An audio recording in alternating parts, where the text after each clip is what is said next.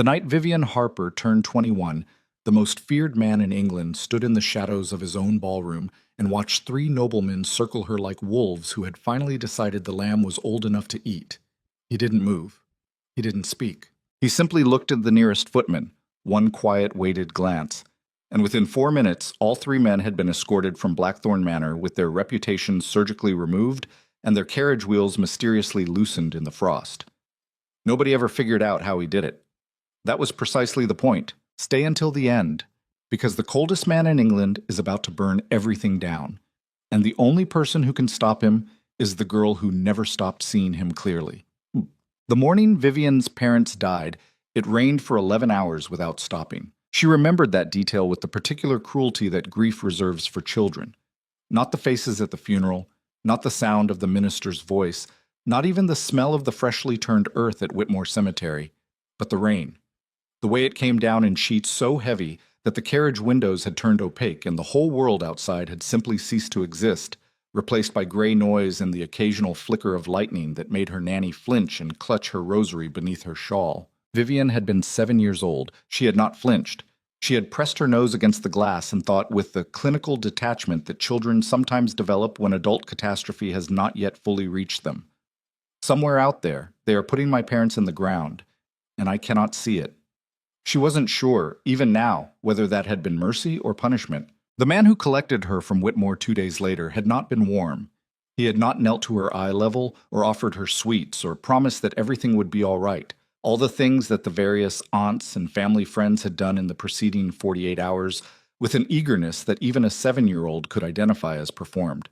He had simply arrived at the door in a dark coat that smelled of cold air and cedar, spoken briefly to the solicitor in the hall, and then stood in the parlor doorway looking at her the way a man looks at a mathematical problem he intends to solve correctly. "You're Vivian," he said. "Yes," she said. "I'm Lucian Ashcombe. You may call me Uncle Lucian if it makes this easier for you."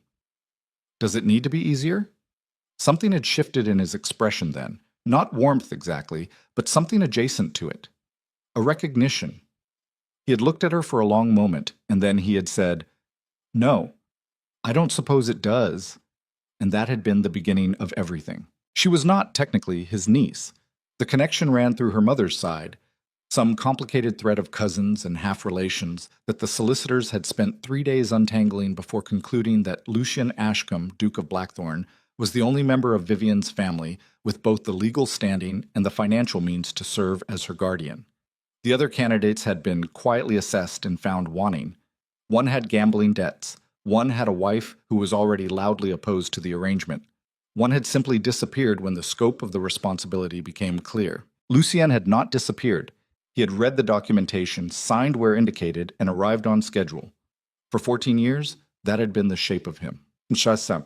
Blackthorn Manor sat at the edge of the North Moors like a man who had stepped back from a cliff and decided, at the last moment, to simply stay there. Close enough to the edge to be interesting, too deliberate to fall. It was not beautiful in any conventional sense. The stone was dark, and the windows were tall and narrow, and in winter the wind came off the moors in such sustained, furious waves that the whole eastern wing produced a low harmonic sound that new servants invariably described as the house breathing. Vivian had loved it from the first week. She loved the library that took up most of the second floor's western wing, with its shelves that ran floor to ceiling and its reading chairs so deep and worn that you could disappear into them entirely. She loved the kitchen garden, which the housekeeper Mrs. Doyle maintained with the ferocity of a military campaign. She loved the long gallery where the Ashcombe ancestors stared down from their frames with varying degrees of judgment, and she had developed, over the years, running commentaries for most of them. The fourth Duke, she had decided at age 9, looked like a man who had once tried to eat a lemon and had never fully recovered from the experience. Lucien had overheard this assessment and had been silent for a full 5 seconds before saying, with absolute seriousness, he also lost an entire shipping fleet to a storm he had been warned about by 3 separate captains. The lemon theory may be more accurate than the historical record. That had been the first time she heard him say something that was, unmistakably, a joke. She had been so startled that she laughed too hard and knocked a small bronze figurine off the gallery shelf, and Lucien had caught it without looking, a single, casual extension of one hand, and set it back on the shelf with the same movement, already turning away, as if the reflexes of a man who anticipated disasters were simply part of his resting state. She thought about that moment more than she should have later. The years at Blackthorn had a particular quality that she struggled to explain to the few friends she made during her infrequent trips to London. It was not warmth, in the conventional sense. Lucien was not a man who warmed rooms. He didn't tell stories over dinner or organize summer entertainments or ask about her feelings in the careful, performed way of guardians who had read pamphlets about bereaved children. He was present in a different register entirely, precise, consistent, and paying a quality of attention to the details of her existence that she came to understand slowly was its own form of care. He noticed when she stopped eating properly during exam preparation and left books of nutritional science on her desk without comment. He noticed when the particular tutor hired for her French lessons made her tense and unhappy, and that tutor was replaced within a fortnight by a Parisian woman with a wicked sense of humor who became one of Vivian's favorite people. He noticed when she had nightmares, and she did for years, the same dream over and over, the carriage tilting, the sound of her parents' voices cut off mid-sentence, and then that gray rain, infinite and smothering. And he did not speak to her about it, but there was always on those mornings a particular quality of quiet in the house, as if Blackthorn itself had decided to be gentle. She asked him about it once, at 14, in that direct way she had developed that made visiting adults visibly uncomfortable. "Do you tell the staff?" she said, "when I've had a bad night?" He had looked up from his correspondence. "I ask Mrs. Doyle to ensure breakfast is warm and available whenever you come down." "Yes." "How do you know?" A pause. "The East Corridor floorboard has a particular sound when weight is applied to it at irregular hours. You hear me pacing. I am a light sleeper." She had thought about this. "You could have the floorboard fixed." "I'm aware." He had returned to his correspondence. She had stood in the doorway of his study for another moment, processing the information that the man who ran the most efficiently maintained estate in the north of England had deliberately left a single squeaking floorboard in place, and then she had gone to breakfast and eaten 4 slices of toast and not mentioned it again. But she remembered it. She filed it alongside the other things she remembered. The time he had appeared without explanation at the door of her sick room at 2 in the morning during the thunderstorm that shook the foundations of the manor, saying only, "The East Wing occasionally loses a window in this type of storm. I thought I would ensure it doesn't become alarming," and then sitting in the chair by the wall, reading by candlelight until she fell asleep. The time her cousin Gerald had come to visit under the guise of family sentiment and had, within 20 minutes, begun asking pointed questions about the terms of her parents' estate, and Lucien had materialized in the drawing-room doorway with the particular quality of stillness that preceded his most devastating social interventions, and Gerald had not been invited back. The birthday, her 16th, when she had mentioned offhand 3 weeks earlier that she had read about an astronomical observatory in Edinburgh and would give almost anything to look through a proper telescope, and had come down to breakfast on the morning of her birthday to find a letter of introduction to Edinburgh's foremost astronomer and a set of the finest personal telescope optics currently manufactured in England. He had not wrapped them. He never wrapped anything. "They are precision instruments," he had said when she looked up from the letter. Wrapping paper seemed reductive. She had thrown her arms around him before she could stop herself. The impulse simply outran her composure, and felt him go very still, the way he always did when physical contact caught him unprepared, as if his body required a moment to process an input it hadn't anticipated. Then one hand had come up briefly to the back of her head, the most tentative, careful gesture she had ever felt, and then he had stepped back and said, "You should write to the astronomer within the week. He has a full calendar." She had written to the astronomer. She had also stood in the corridor outside the study for about 90 seconds afterward, pressing her fingers to her sternum where something had begun to ache, before going upstairs to compose a perfectly professional letter of introduction that she had rewritten 4 times. The months before her 21st birthday arrived with a particular tension that she could feel but not fully name. Lucien had always managed her social engagements with the precision of a military campaign, approving some, declining others, occasionally appearing in person at London events in a way that caused ripples of speculation through the ton, since the Duke of Blackthorn was not known for socializing. He came when she needed him.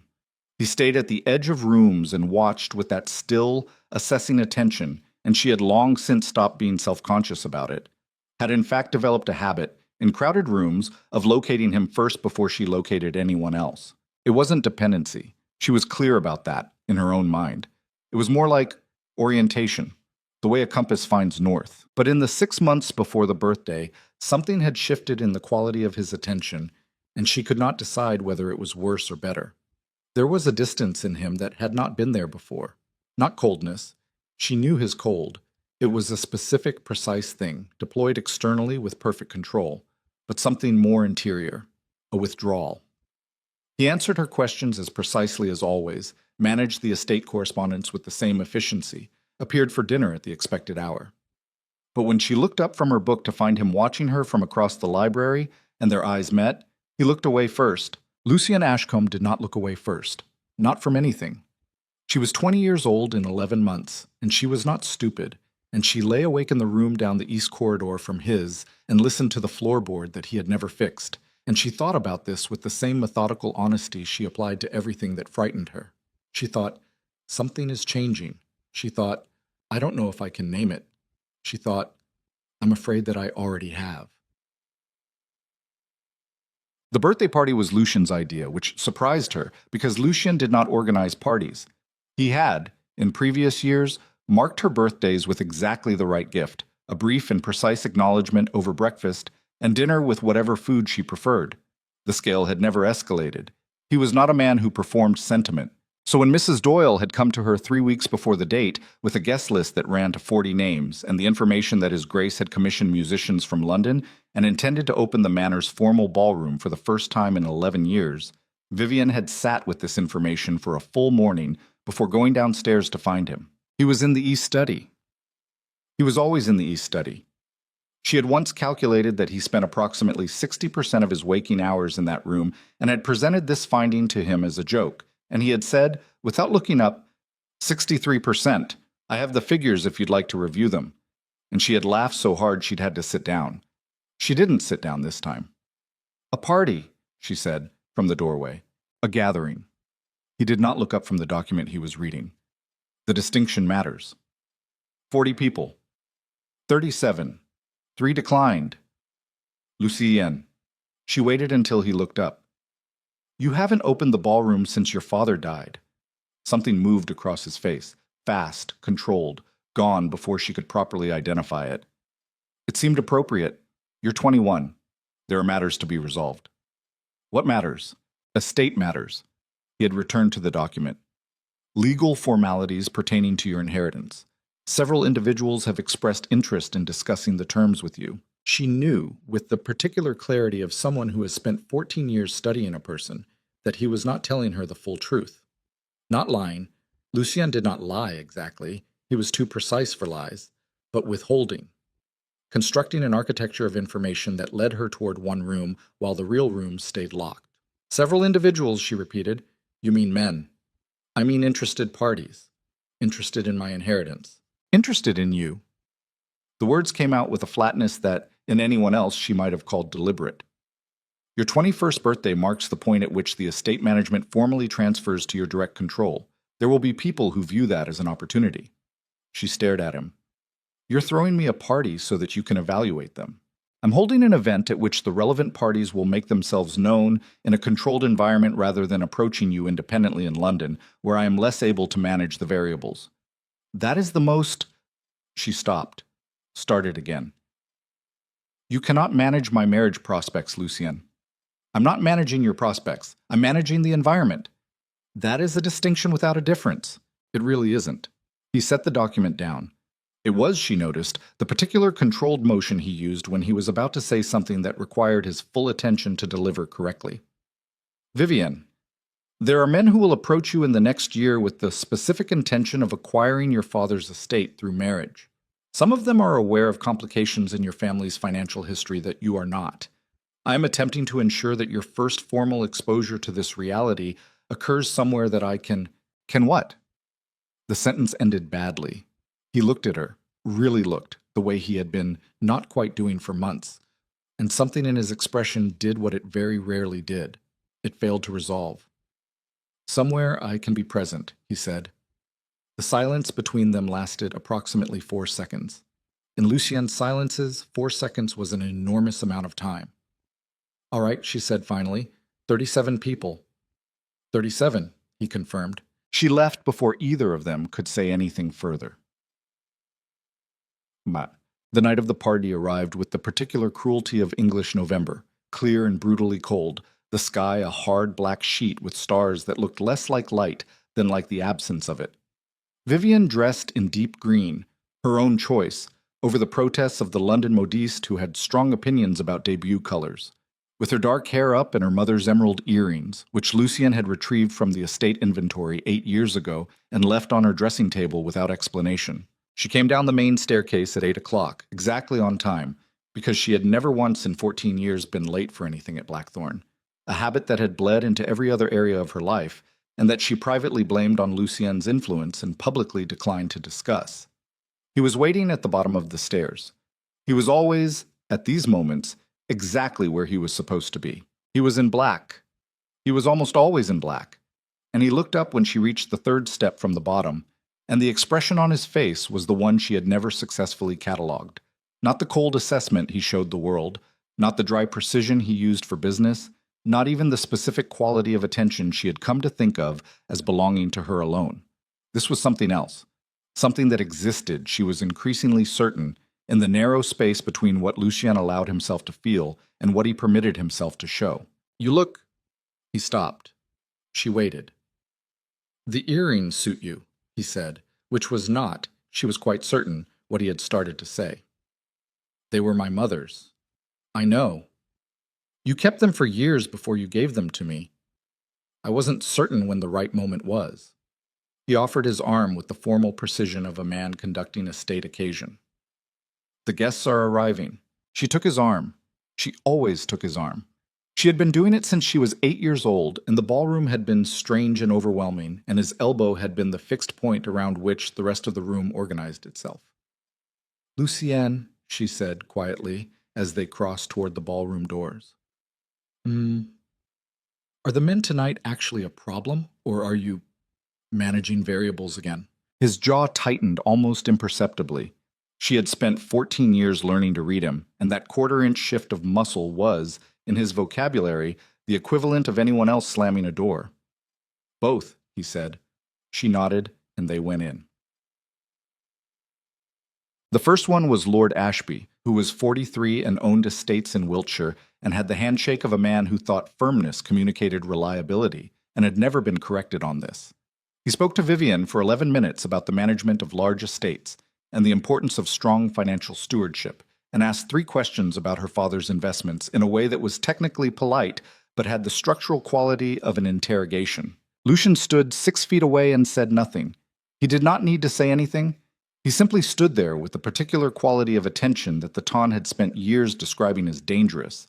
And after the 11th minute, Lord Ashby looked sideways at him and seemed to arrive at a sudden urgent engagement elsewhere. The second was Viscount Tenby, who was younger, 30, perhaps, and had the practiced social ease of a man who had been told his whole life that he was charming and had organized his entire personality around the confirmation of this. He made Vivian laugh twice, which was genuine. And then he said, with the careful casualness of someone who had been building to this, "I imagine it must be rather a relief to be coming into your own at last, after so many years under such particular protection." She felt, rather than saw, the change in Lucien's attention from 6 feet away. "Particular?" she said. "Well," Tenby smiled with all of his practiced ease, "Blackthorn is not exactly known for loosening his grip on things he considers his." The word his hung in the cold ballroom air for exactly as long as it took Vivian to decide she did not like Viscount Tenby. "His Grace," she said, with the precision of someone who had absorbed 14 years of verbal surgery from the master of the form, "has managed my estate with complete accuracy and no financial irregularity for 14 years, protected me from approximately 17 distinct attempts by various relatives to access my inheritance, and never once treated me as anything other than a person capable of making her own decisions. The grip you're describing seems to belong to someone else's imagination." Tenby blinked. She smiled. "I hope you enjoy the rest of the evening." When she turned back toward Lucien, he was looking at her with that expression again, the unresolved one, the one she couldn't catalog. And then it was gone, replaced by the cool precision that the rest of the world saw. And he said very quietly, 17 was a conservative estimate. The actual number is closer to 23.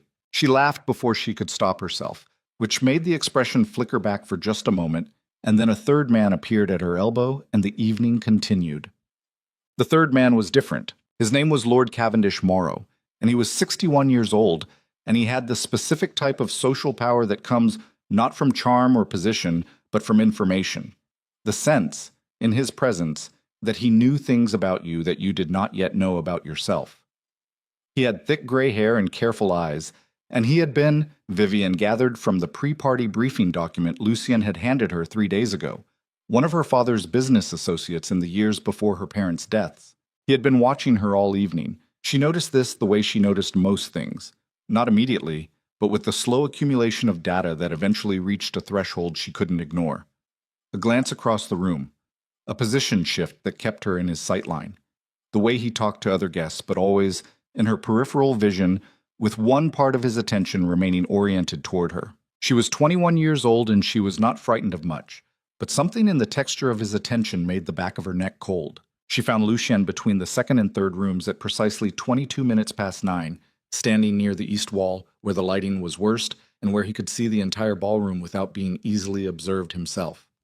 She was aware that she had spent 14 years unconsciously cataloging where the worst lighting and the best sightlines were in every room she entered, because that was where Lucien would be. Morrow, she said without preamble.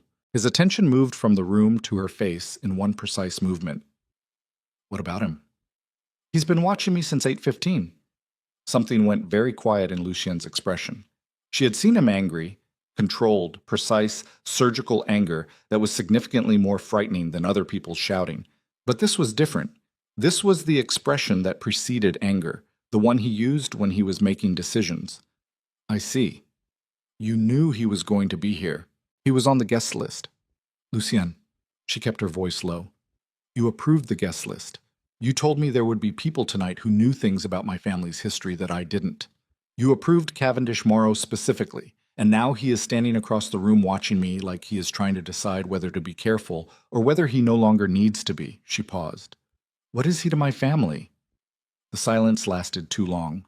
He was a business partner of your father's, Lucien said, which was exactly what the briefing document had said, and which, delivered with this particular quality of control, told her almost nothing except that the real answer was something else entirely. What kind of business partner? The kind that is best understood at a distance. That is not an answer. No, he agreed. It is not. She stared at him. He looked back at her, the steady, gray-eyed attention that had organized the last 14 years of her life, and she was suddenly, ferociously aware of how much she did not know. How many rooms in this man's mind were locked? How long she had been living in the house and never questioning which doors stayed closed. I want to know, she said. All of it, not the managed version. Something crossed his face that might, in another man, have been called pain. Vivienne, I'm 21 years old today. Her voice was very quiet. Legally, as of today, you are no longer obligated to manage anything.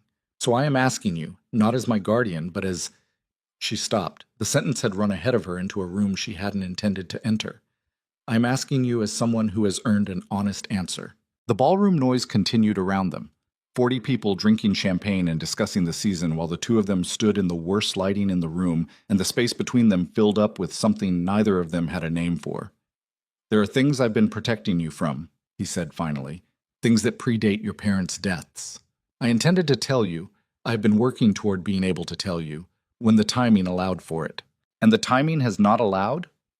There are people still involved. People with enough power to be dangerous if they believe you know. His jaw was tight. Morrow being here tonight was a signal. He is telling me that the timeline has changed. What timeline? My timeline, he said, for resolving this before it reaches you. She felt the cold that had been at the back of her neck spread down her spine. Lucien, what happened to my parents? The question settled between them like a stone dropped into still water. He looked at her for a long moment, the unresolved expression, the one she couldn't catalog, the one that lived in the narrow space between what he allowed himself and what he permitted. And then his eyes moved with one of those precise, controlled shifts to somewhere above her shoulder. She turned. Cavendish Morrow was no longer across the room. He was standing 8 feet away, champagne glass in hand, with those careful, informed eyes moving between Vivian and the Duke, with the pleasant expression of a man watching a chess game reach the endgame. "Miss Harper," he said, "a happy birthday. You have grown into quite a remarkable young woman." He paused. His eyes moved to Lucien. "Your Grace, it has been some time." "Not long enough," Lucien said. The words were perfectly even, perfectly controlled. Moreau smiled. It was not a warm smile. It was the smile of a man who has been holding a card for a long time and is considering whether this is the moment to play it. "I wonder," he said to Vivian conversationally, "whether His Grace has told you about the inquiry of 1842, the one involving your father's shipping interests and the involvement of certain, shall we say, parties who had reason to wish those interests would fail." He tilted his head. "Specifically, whether he's told you about the nature of the carriage that went off the road at Whitmore Pass on the night of the 14th of November. The noise of the ballroom seemed to come from very far away." "The carriage," Vivian said. Her own voice sounded strange, remote. The one that killed your parents," Moreau said pleasantly. "Yes. I imagine the Duke has told you it was an accident." She did not look at Lucien. She couldn't. She was looking at Moreau's careful eyes and thinking, November 14th, 11 hours of rain, the windows opaque, the world outside ceased to exist. "Was it?" she asked. Moreau looked past her to Lucy, and his smile widened by precisely the amount that indicated he had arrived at the moment he had been planning for. "Why don't you ask him?" he said. The silence that followed lasted 4 seconds. In Lucien's silences, 4 seconds was an enormous amount of time. She turned. Lucien's face was the most controlled she had ever seen it. Controlled in the way that a dam is controlled when the water behind it has reached a particular height, when the question is no longer whether it holds, but simply for how long. And in his gray eyes was the expression she had spent 14 years trying to catalog, finally named, "It was not distance, and it was not cold, and it was not the careful precision of a man managing variables. It was the look of someone who has been keeping a secret that was never his to keep and has just run out of time." "Vivienne," he said. And she understood, with the absolute clarity of someone who has been loved and protected and kept in the dark for 14 years by the same pair of hands, that the accident that killed her parents had not been an accident at all, and that the man she had called Uncle Lucien since she was 7 years old had known since the beginning. The ballroom kept moving. That was the thing that struck her first. Not the revelation itself, but the absolute indifference of the world around it.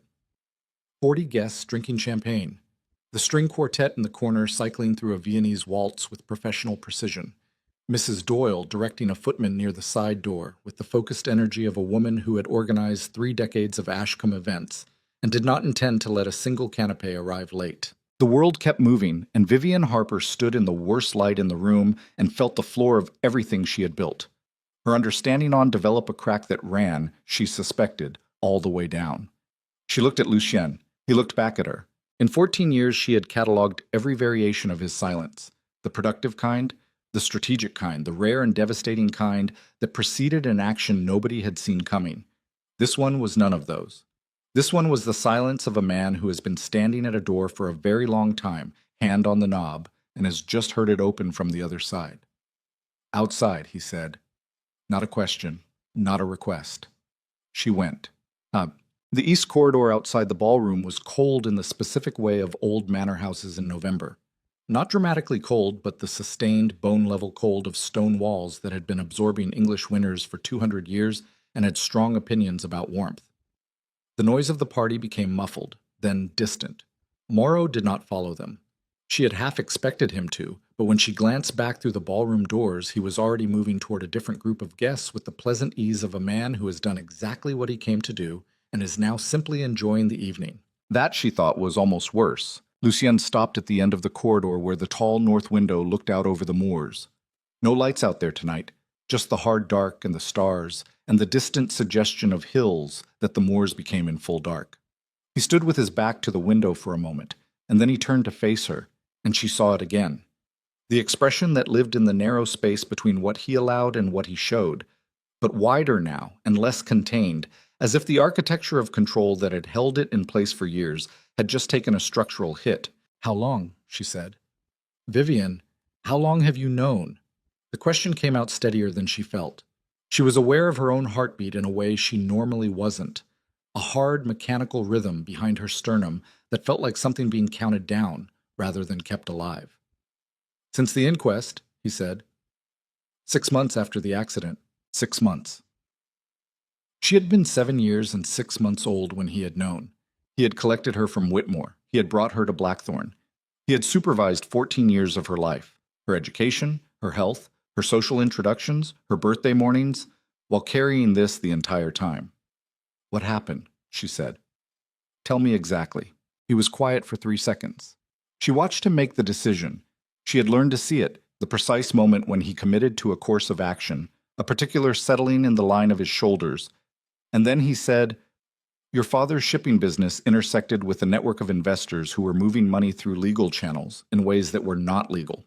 He discovered this approximately 2 years before his death. He began documenting it. His intention was to take it to the authorities. And someone found out. Yes. Morrow. Morrow was an intermediary. The network is larger than Morrow." He paused.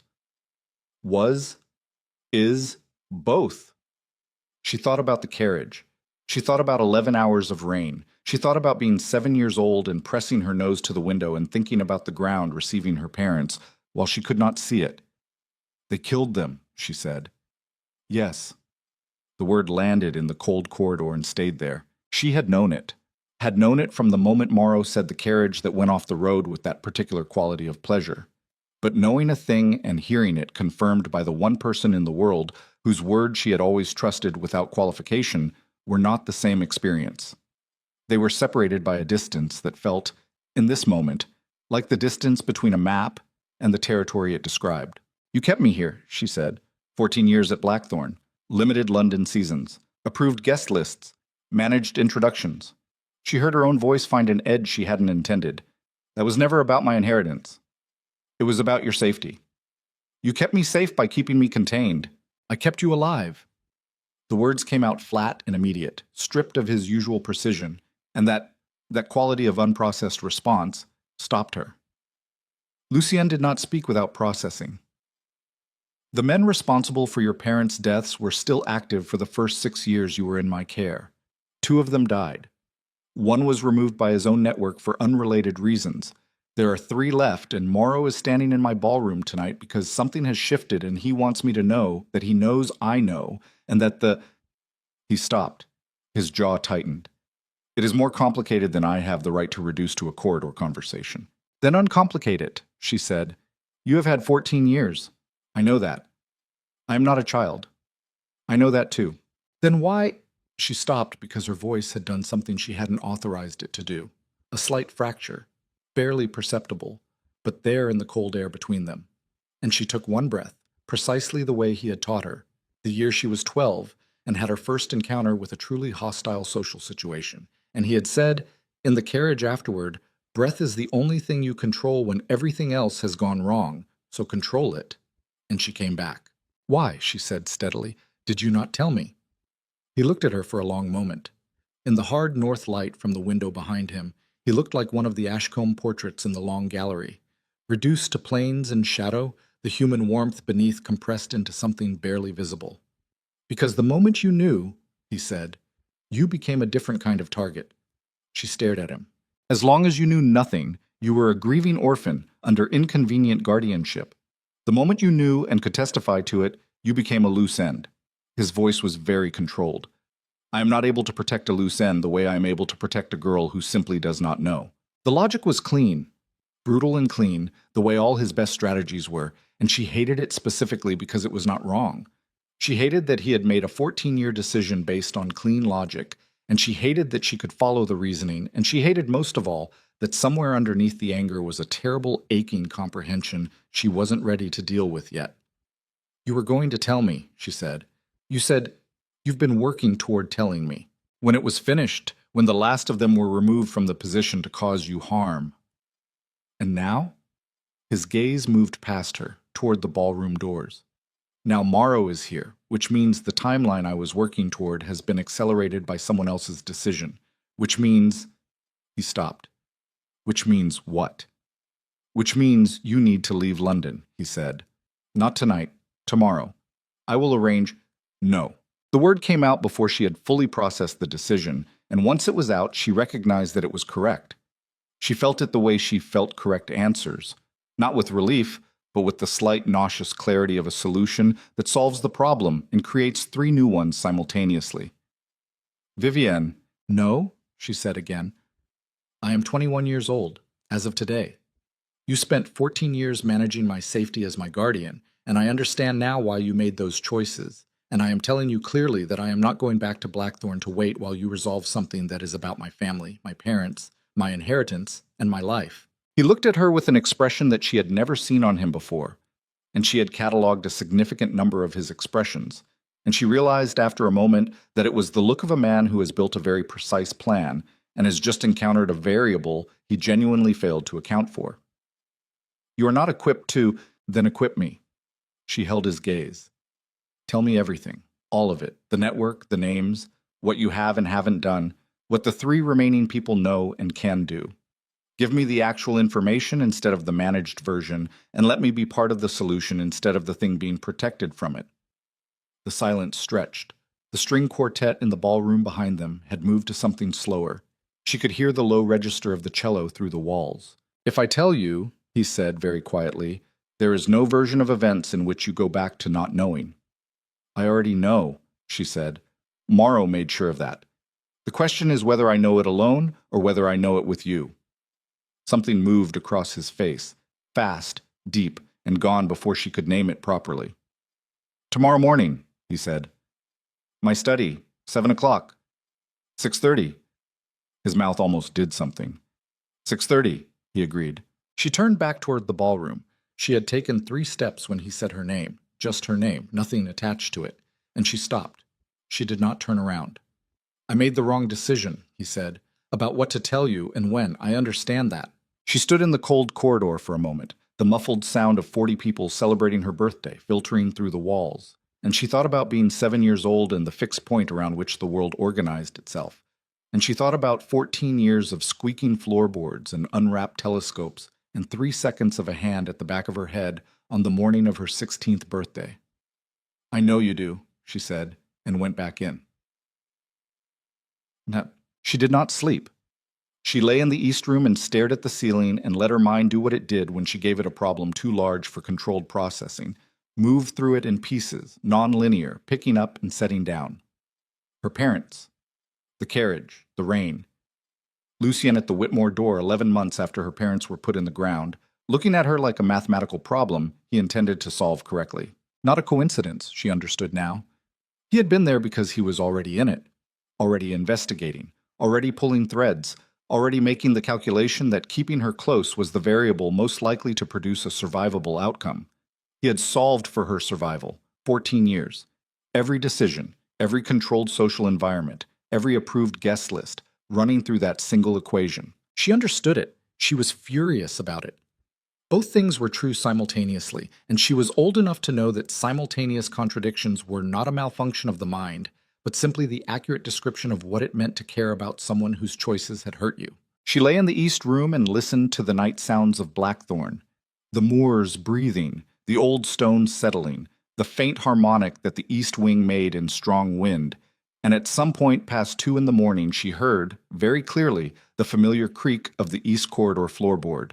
Not her footsteps. His. He was pacing. She closed her eyes. She did not know what to do with the information that Lucien Ashcombe, who did not pace, who processed difficulty in absolute stillness, was walking the corridor outside her room at 2 in the morning. She filed it in the same place she filed the unwrapped telescope, and the hand at the back of her head. The category she had been building for years without allowing herself to label it. The category that was becoming, with every passing month, impossible to pretend was something else. At 6:29, she was already dressed. Yet, he was in the study when she arrived, already there, which meant he had been there long enough to have the fire going and 2 cups of something hot on the desk, which meant he had arrived considerably before 6:30 and had simply been waiting. She noted this and filed it without comment. The documents on the desk were not the usual estate correspondence. They were organized with his characteristic precision, 2 distinct stacks, one thicker than the other. And when she sat down and looked at them, and then looked at him, he said, without preamble, The left stack is everything I have compiled on the network since 1842. Names, transactions, documented connections to your father's investigation. The right stack is what I have sent, in fragments, to 2 separate government contacts over the past 8 years, and the responses I have received. She looked at the stacks, then at him. 8 years, she said. I spent the first 6 ensuring you were stable, secure. A pause. Safe. And the other 8 building a case. Attempting to build a case that does not also destroy you in the process. His voice was even, careful. Several pieces of your father's original documentation were kept by men in this network as insurance against each other. To obtain them legally requires navigating a political situation that has resisted resolution for 8 years? Yes. She reached out and picked up the top document from the left stack. He did not stop her. She read the first page. Names, dates, transaction records that she recognized from her own estate documentation at the margins. The fingerprints of money moving through legitimate channels with illegitimate purpose. And then she set it down and looked at him across the desk and said, Morrow, last night. The signal you mentioned, the timeline changing. What does that mean specifically? His jaw tightened by that 1/4 inch. It means he is no longer certain that waiting is his best strategy. Because of my birthday. Because of your inheritance. Your full control of the estate gives you access to records that could accelerate the government case considerably. He knows this. He came last night to assess whether I had told you. And now he knows you hadn't. He knows you had not known until last night. What he does not know is what you know now. Lucian's eyes were steady on her face. Which means there is a window, small and closing, but present. She felt something shift in her chest. Not fear exactly, but the cousin of it. The version that comes when you understand that a situation has weight and consequence, and that you are genuinely, non-hypothetically in it.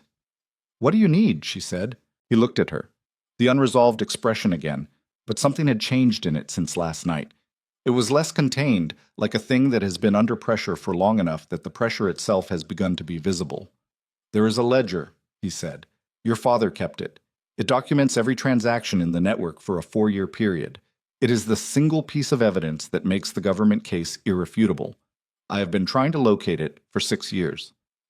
And? Last month I found it. He paused. It is in the possession of a man named Aldrich Voss. He is one of the 3 still active members of the original network. He lives in London, and he has been informed by Morrow that you exist and that you have just come into your inheritance. The fire in the grate made the only sound in the room for a full 5 seconds. He's going to come for me, she said. He's going to try to use you to get to me, Lucian said. There is a distinction.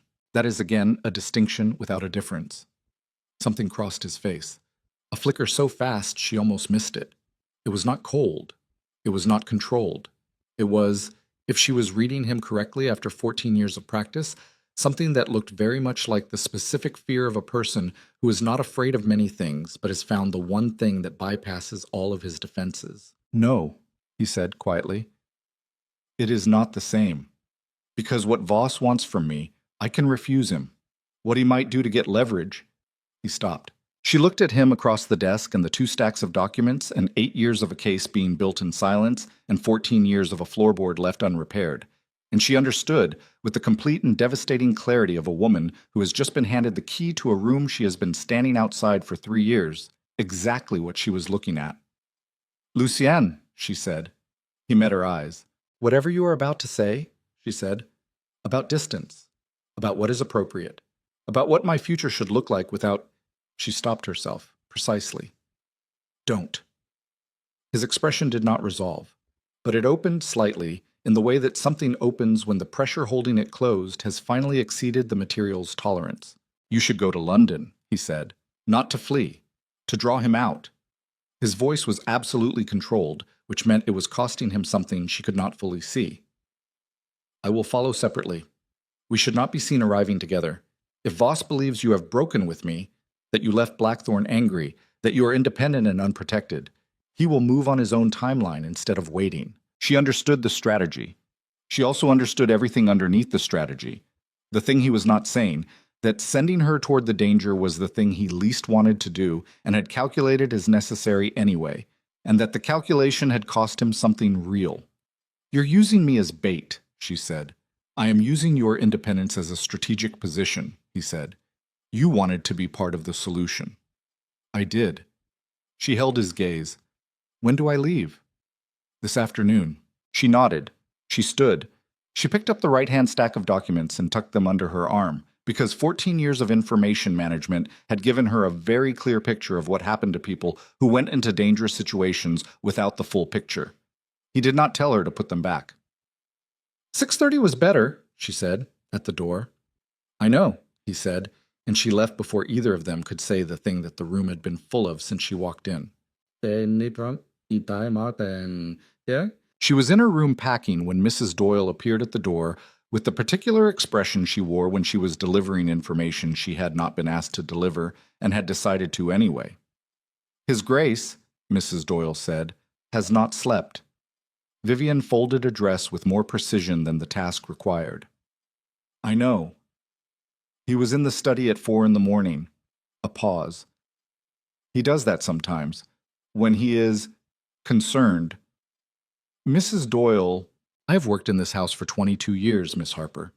The housekeeper's voice was steady and not particularly warm, which was, in its own way, the most honest register she had. I'm not making an observation. I'm providing relevant information. Vivian stopped folding. He has never once, Mrs. Doyle said, sent someone toward a danger he was not already positioned to intercept. Then she left, with the focused energy of a woman who had said exactly what she came to say and did not intend to elaborate. Vivian stood in the center of her room with a half-packed trunk and the right-hand stack of documents and the specific feeling of a person standing at the exact edge of a before and an after. And she looked out the narrow window at the moors in the gray November morning, and she thought, he is already positioned to intercept. And she thought, of course he is. And she thought, he has been positioned since the beginning, and I am only now understanding what that means, and I am walking out the door into London this afternoon, and there is no version of this where I come back the same. She went back to packing. The point of no return, she understood, had not been last night in the corridor when Morrow said the carriage. It had not been 6:30 this morning in the study with the documents between them. It had been 14 years ago, when a cold man in a dark coat had stood in a parlor doorway and looked at her like a problem he intended to solve correctly, and she had looked back and said, does it need to be easier? And something in his expression had shifted into that thing she'd spent her whole life trying to catalog. She just hadn't known, until now, that the answer was, it was never going to be easy. That was never the point. She closed the trunk. She was ready. London received her the way it always did. Indifferently, completely, with the particular noise of a city that has never once in its history adjusted its rhythm for a single arriving person. The townhouse on Cavendish Square had been prepared in advance. Lucien's doing, though he had sent word through Mrs. Doyle rather than directly, and Vivian had noted this, the slight reconfigurations of distance he was already installing between them, the careful architecture of separate arrivals and strategic independence that was either a sound tactical decision or a man putting walls back up brick by brick, and she could not yet determine which. Both, probably. With Lucien, it was usually both. She arrived at 3 p.m. By 4, she had read through the right-hand stack of documents twice, made notes in the margins, and compiled a working list of names and connections that covered 2 pages of Cavendish Square's finest writing paper. By 5, she had sent 3 letters, one to a solicitor her father had used who was still practicing, one to a woman named Clara Whitfield, who had been her closest friend during the previous London season and who had, as it happened, a husband with a position in the Home Office, and one that she addressed, without return details, to an office in Whitehall whose name appeared twice in the documents without explanation. She was not. She had decided on the carriage ride from Blackthorn, going to be the bait in someone else's strategy. She was going to be her own strategy. Lucien would be furious. She found for the first time in her recollection that she could live with that. Quote, Clara Whitfield arrived the following morning before 10 with the barely contained energy of a woman who has received an interesting letter and has had to wait 17 hours to respond to it, which for Clara constituted genuine suffering. She was small and sharp-featured and had the social instincts of a natural predator operating in an environment that had decided to call this quality charm. She had been Vivian's friend for 3 years with the specific loyalty of someone who had identified early that Vivian was considerably more interesting than the company she was generally placed in, and had organized her social calendar accordingly. The Harper estate, Clara said, sitting down with her tea, and the particular directness of a woman who had not come to discuss the weather, has been the subject of at least 4 separate conversations in the last month in rooms my husband attends. Vivian set her cup down. What rooms? The kind without windows? Clara's eyes were steady. Aldrich Voss has been making inquiries, not subtle ones. He has been asking specifically about the status of your guardianship, the terms of your inheritance, and whether the Duke of Blackthorn has any documented legal standing to continue overseeing your affairs now that you are of age. He's checking whether Lucien can be legally separated from my estate. He's checking whether Lucien can be legally isolated, Clara said. There is a difference. What Voss wants is not your estate, or not primarily. He wants whatever Blackthorn has been building against him, and he believes you are the fastest route to getting it. Vivian thought about the left-hand stack of documents, still at Blackthorn. She thought about Lucien at 6:30 in the cold study, saying there is a ledger with the specific controlled quality of a man reporting a fact that costs him something to say out loud. Does your husband know what Voss is? She asked. Clara was quiet for one beat too long. Clara. He knows some of it. A pause. He has been told, by someone, to let the Voss inquiry run, not to interrupt it. Vivian felt the cold from the previous evening move through her again, lower this time. Someone told him to let it run. Who? He didn't say. And I know my husband well enough to know that when he doesn't say, the name is either something that frightens him or something that would frighten me. She sat with this. Outside on Cavendish Square, a cart was moving through the early morning street noise, and somewhere a horse was expressing its opinion about the cobblestones with sustained volume, and the ordinary texture of London wrapped around the conversation like it wrapped around everything, indifferent and complete. There is someone inside the government inquiry, Vivian said. Not a question. Clara looked at her with the expression of a woman confirming something she had hoped not to confirm. That would be my reading, yes. Lucien arrived in London on the 3rd day. He did not come to Cavendish Square directly. He sent a note, brief, specific, the handwriting she had known since she learned to read, giving an address in the city and a time of 2 o'clock. She recognized the address as belonging to his solicitors, which meant he was maintaining the appearance of separate business, which meant he was still running the tactical architecture of distance and independent positioning. She arrived at 1:58. He was already there. He was always already there. The solicitor's meeting room was considerably less atmospheric than the East Study at Blackthorn, just a narrow room with a long table and the kind of furniture that communicates reliability through sheer brownness. And Lucien stood at the window the way he stood at all windows, with his back to the glass and his face toward the room. And when she came in, he looked at her with the assessment that she now understood was not cold at all, but simply the face that Precision wore. He looked, she thought, like he had not slept again. He looked like a man who had been carrying something heavy for a very long time and had recently been informed that it was heavier than he knew. You sent letters, he said. I sent 3 letters, yes. To Whitfield's wife, to your father's solicitor, and to a Whitehall office whose function you don't fully understand yet. She met his eyes. Whose function I am now beginning to understand. Something shifted in his expression. Not surprise. Lucien did not surprise easily. But the particular acknowledgement of a man who has underestimated a variable and is adjusting in real time. The Whitehall office is a problem, he said. I know. Clara told me there is someone inside the inquiry. His jaw did the thing. The 1/4 inch. Who told Clara? Clara's reading of her husband's silences. Vivian sat down, because the conversation was going to be long, and she had her mother's instinct for conserving resources when the terrain was uncertain. How long have you known there was a leak in the government case? 4 months? 4 months. She looked at him. And you continued building the case toward a government submission. I continued building the case while attempting to identify the source of the leak, yes. He turned from the window and sat down across from her, which was itself a small adjustment. Lucien in difficult conversations generally preferred to stand, preferred the additional control of height and position, and she noted the concession. I have 3 candidates. 2 are administrative. 1 is considerably more significant. How significant?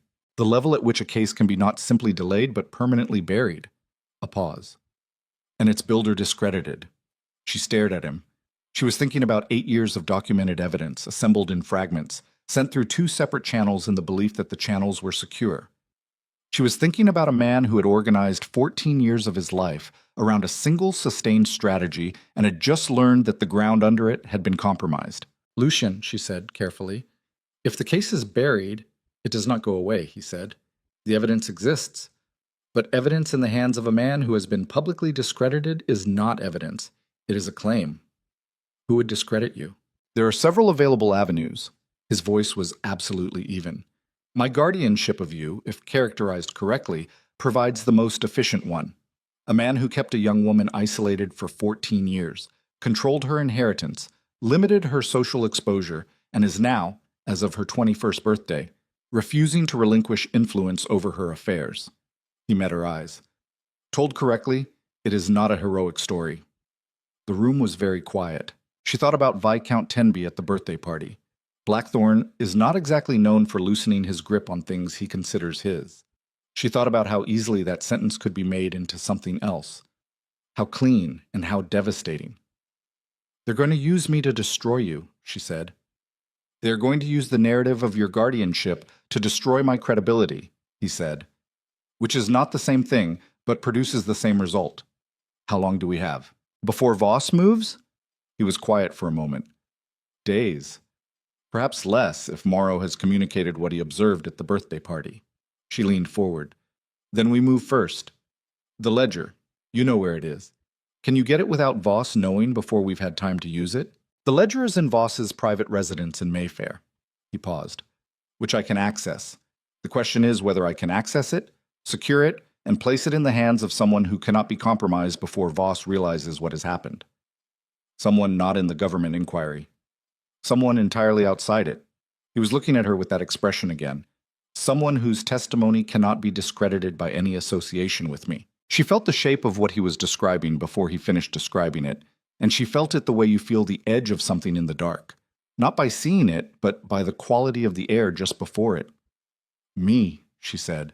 You are the heir to the estate your father was investigating on behalf of. You have a direct familial connection to the original documentation. You are 21 years old, just come into your legal majority, and you have been, if characterized correctly, seeking independence from a controlling guardian. He held her gaze. Your testimony, with the ledger in your hands, cannot be dismissed the way mine can. The silence between them lasted a long time. She thought, he has known this. He has known, perhaps for weeks or months, that this was the shape of the endgame, that the variable he had spent 14 years protecting from the equation was the only variable that could solve it. She thought about what that cost him, to build a strategy that required finally placing her directly in it.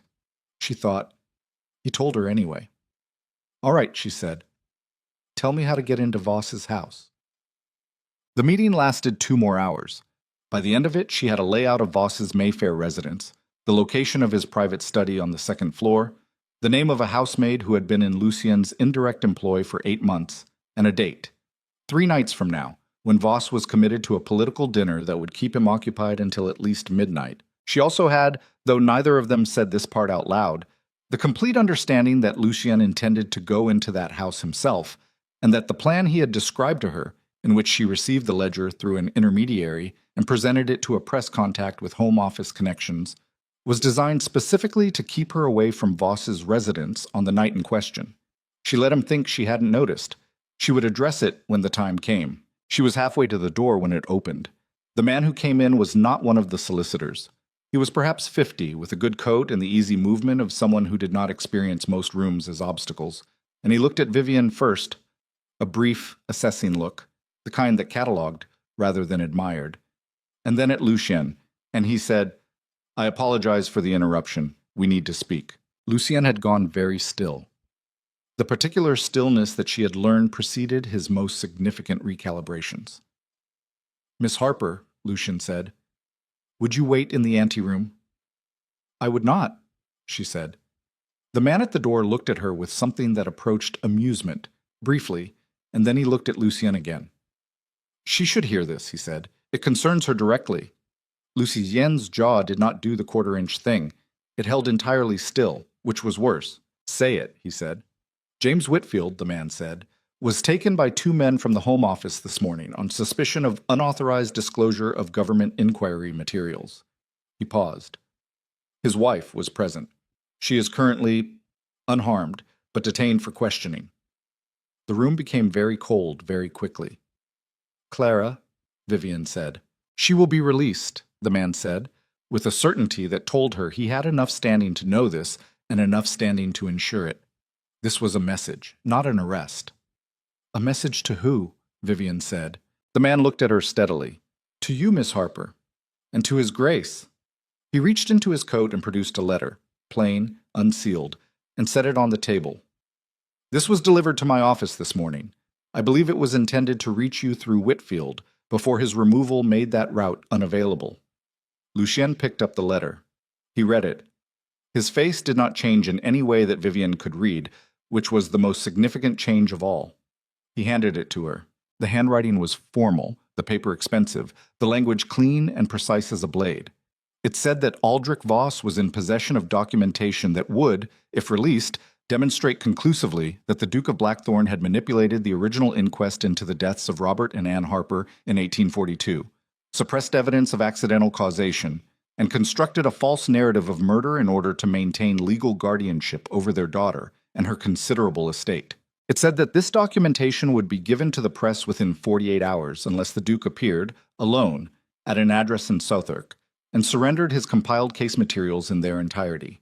It said, at the bottom, in a different hand, bring the girl and we will know you have refused. Come alone and we will know you have understood. Vivian read it twice. She set it down on the table. She was aware of her own heartbeat again, that hard mechanical rhythm, but steadier this time than the birthday corridor, because she was not 7 years old standing in the rain, and she was not 21 standing at the edge of an inheritance. She was a woman who had just watched the shape of the trap reveal itself completely, and she understood it the way you understand a thing when it has been built specifically for you. The fabricated documentation would not need to be true. It would need only to be plausible. And plausible, a guardian who maintained control, who kept her isolated, who built a case that served his interests, was available in the raw material of 14 years of choices that had all been made, she knew absolutely for her sake, and that would read, assembled in the wrong light, as something else entirely. She looked at Lucien. He was looking at the letter on the table with the expression of a man who has just had every calculation he has ever made reduced to one final, irreconcilable variable. You cannot go, she said. If I don't, he will publish and your credibility is gone and the case is buried and my parents' killers walk free, she said. And if you do, the materials are surrendered, same result. He picked the letter up again, very briefly, as if checking that it still said what it said, and then he set it down. His voice was entirely even. There is a version of this where I go and I don't bring the materials. He'll know the moment you walk in without them. The address in Southwark. She stopped, thought. He's not expecting you to bring the materials. He's expecting you to bring me. The room went very quiet. The man at the door had gone still. Lucien looked at her as really looked. All control stripped to its bone, and what was underneath was not cold and was not distant and was not any of the things the Ton spent years whispering about the Duke of Blackthorn. It was the face of a man who has run every calculation available to him and arrived, in every case, at the same answer, and the answer is the one thing he is not capable of choosing. He doesn't want the case materials, Vivian said, slowly, working through it. He wants you to bring me to him willingly. He wants the optics of the Duke of Blackthorn delivering his ward to Southwark in exchange for the suppression of documents that accuse him of fraud. She looked at him. Because then you are guilty whether you did it or not. If you bring me, you have confirmed the narrative. If you don't come, he publishes, and the narrative stands without confirmation. Yes, Lucien said. This was never about the ledger. The ledger is real. The case is real. But this, he looked at the letter, was always about finding the version of events where I cannot move without destroying myself. She stood up. Her hands were steady, which she noted with the distant appreciation of someone observing their own functioning under pressure. She thought about what was required of her now, not the girl who had been protected, not the variable that had to be kept safe. She thought about her father, who had found something and had been killed for the specific quality of his refusal to let it go. She thought about what it meant to have inherited not just his estate, but the particular stubbornness that the estate records only hinted at. She looked at the man at the door. Who are you? Someone who has been watching this network for considerably longer than His Grace, he said, and who now has, in this room, the two people that Voss has simultaneously overestimated and underestimated. Do you have a name? Not one I'll use here. He looked between them. But I have a press contact who cannot be compromised by anything in Voss's possession, and I have 48 hours, and I have, he paused, a very strong interest in seeing this resolved correctly. Vivienne looked at Lucien. Lucien looked at her. In the brown, reliable meeting room with its long table and its insufficient light, the man who had built 14 years of his life around a single equation looked at the variable he had never allowed himself to name, and she looked back at him, and she understood that they had both just arrived at the same place by entirely different roads. The plan was gone. The strategy was gone. Every careful architecture of distance and managed variables and separate arrivals was gone, dismantled in 48 hours by a letter in two different handwritings on expensive paper. What remained was considerably more dangerous and considerably more true. "Tell me what you need," Vivienne said to the man at the door. And Lucien said nothing because there was nothing left to manage, and for the first time in 14 years that silence was not the controlled kind. It was the kind that comes after. The man without a name turned out to have one after all. He gave it 40 minutes later, in a different room 2 streets from the solicitor's office. A narrow, unremarkable space above a bookshop that smelled of old paper and coal smoke, and had, Vivienne noted, 2 exits and a window positioned over a low roof that connected to the adjacent building. She filed this automatically, the way she filed all of it now, because the part of her that had spent 14 years absorbing Lucien's operational instincts had apparently been paying closer attention than she had consciously realized. His name was Edmund Harker. He worked, in some capacity that he described with the deliberate vagueness of a man accustomed to describing it that way, for a parliamentary committee whose name she recognized from the right-hand stack of documents, the one that appeared twice without explanation. He had been aware of the Voss network for 11 years. He had been aware of Lucien's parallel investigation for 6. He had allowed both to proceed without interference because, as he explained it with the flat practicality of someone who has made genuinely uncomfortable choices and has stopped apologizing for them, the evidence trail Lucien was building was considerably more comprehensive than anything Harker's committee could construct officially, and interference would have tipped the network before the case was complete. "You used him," Vivienne said. "I relied on him," Harker said, which was not a correction so much as a reframing that she found, in the moment, insufficiently different. There is a distinction. People keep telling me that today. Lucien said nothing. He was standing near the wall with his arms crossed and the expression of a man who has known, for some period of time, that he was being relied upon in exactly this way, and has made his own calculation about whether the outcome justified the arrangement. She looked at him, and he looked back, and she understood. Yes, he had known. He had known and had continued anyway, because the case was the case and the case was the point. She thought about what that cost. Not the knowing, the continuing. "The letter gives us 48 hours, she said to Harker. "What can you do in 48 hours? "I can get the ledger," Harker said. "If I have authorization from someone with direct familial standing to the original Harper estate, I can obtain a legal warrant that supersedes Voss's private property claims. The ledger was your father's documentation. It belongs legally to you. Then get the warrant. The warrant requires your signature and your physical presence at a magistrate's office by 9 tomorrow morning." He paused. "And it requires that Voss not be informed of the application before it is granted, which means the 2 men currently watching Cavendish Square need to be elsewhere." She turned to Lucien. He was already looking at her with the expression she had begun, in the last 3 days, to read differently, the one she had spent years calling unresolved. It was not unresolved, she understood now. It was simply the face of a man who had trained himself very thoroughly to hold an enormous amount of weight without letting any of it show, and who was, in her presence specifically, less successful at this than anywhere else. "The Southwark address," she said. "If you go, without me, without the materials, they'll redirect the watchers to follow you." "Yes," he said, "you'd be walking into a building full of Voss's men. I've walked into worse situations. That is an extremely low bar, and you know it." Something moved across his face. That flicker, the one she had catalogued as belonging to the narrow space between what he allowed and what he showed, and then it settled. "I will need 2 hours," he said to Harker. "Get the warrant ready. The moment I leave Cavendish Square, Vivian goes to the magistrate. And when Voss realizes, he will realize, Lucian said, when the warrant has already been granted and the ledger is already in her hands, which gives him nothing to leverage and nothing to suppress. He paused. I need you to have someone positioned at the Southwark address within 90 minutes. Harker looked at him steadily. And if you don't come back out, then the warrant still stands, and the case still proceeds, and the correct people go to prison. Lucien's voice was absolutely even. Which has always been the point. Vivian heard this the way she heard all his most honest statements. Not with the surface mind, but with the part of her that had been paying attention for 14 years to the things he said when the architecture of control was under strain. He meant it. He meant every word of it, with the complete, unperformed conviction of someone for whom the mission and the person had become, somewhere along the line, the same thing. She looked at him across the narrow room above the bookshop. She said, Lucien.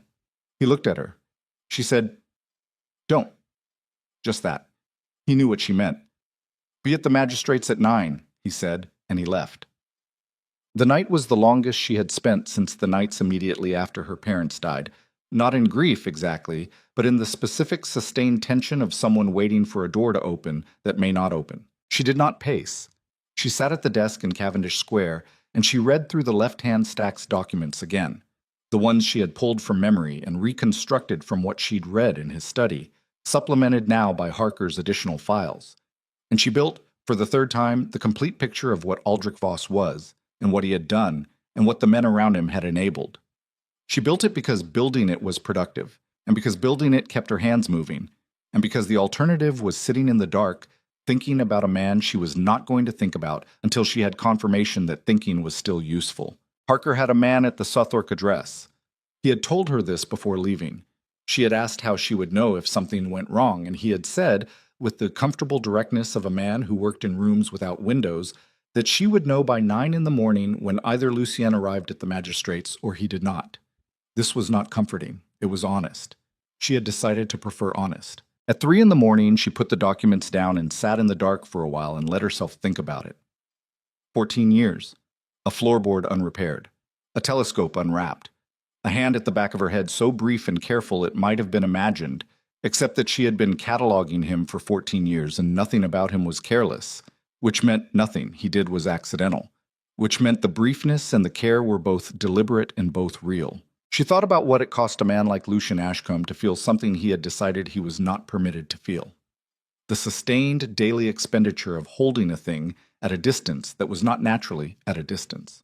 The way it showed, not in the cold the world saw, but in the specific quality of attention that had organized the last 14 years of her life, that had never once been turned anywhere else with the same consistency, the same precision, the same refusal to blink. She was 21 years old, and she was not in the business of pretending she didn't know what she knew. She sat in the dark and she waited, and at 5:30 in the morning a note arrived, brief, the handwriting not Lucien's, that said only, "Still running, stay the course." She was at the magistrate's office at 8:45. That's it. The ledger was in her hands by 10:15. It was smaller than she expected, a leather-bound volume no larger than a personal journal, the kind of object that did not announce its significance from the outside. She held it and thought about her father carrying this, writing in it, making the decision that led eventually to a road in November rain and 11 hours of gray and her nose against a carriage window. She thought, he knew what he was doing, he knew the risk, and he continued anyway because the evidence was the evidence and the evidence was the point.